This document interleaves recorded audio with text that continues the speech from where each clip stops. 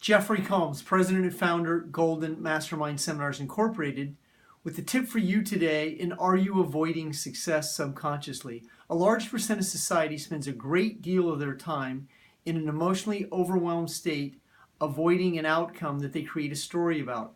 It's very common for people who are relatively new in changing their identity to be in anxiety. The main anxieties that people perpetuate and live in are anger, hate, resentment, guilt, shame, abandonment, rejection, and overwhelm feelings. Success contradicts struggle. If you've struggled a large percent of your life, then success would contradict the identity that you lived in a long percent of your time. Also, if you have an emotionally addicted state that you're living in, then you have a very high tolerance to it. Meaning, to overcome the anxiety that you create about an outcome that hasn't happened, you have to let go. When you begin to let go, you're letting go of the feelings about the events that shaped your identity. Now, if you're a chronic avoider, that means that you have procrastination tendencies. And if you continue to procrastinate always, then you have a procrastination identity. To be able to separate your feelings from the events is going to allow you to let go, so you're no longer the mind-body connection to the events that shaped your identity. When you live in an overwhelmed state, you will tend to suppress your feelings. You will create your suppression, your depression, and your overwhelmed state, and have a story about success that keeps you in a very average, overwhelmed, conditioned behavior.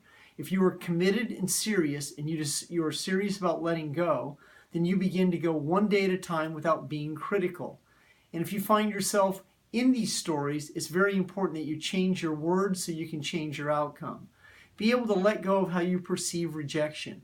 Rejection is one of the #1 causes that creates effects in people avoiding success, specifically in a business that requires sales, marketing, and branding skills.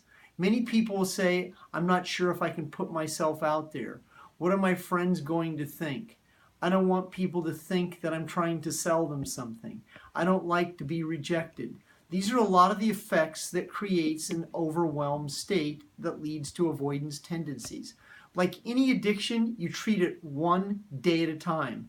That first day of sobriety begins with you letting go of the conditioned behavior that keeps you doing the same thing over and over, perpetuating a set of feelings that leads to a neurochemical addiction called procrastination. As you begin to let go of your procrastination tendencies, then you no longer will find yourself avoiding task, and you also want to become a finisher. It starts with making your bed.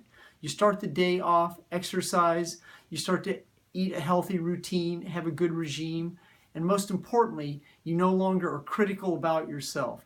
Metacognition is where you can see a situation for what it is. Objectivity is where you see the situation for what it is, and you're able to let go of your feelings based on events about situations that have happened in the past, which is regret and anxiety about the future.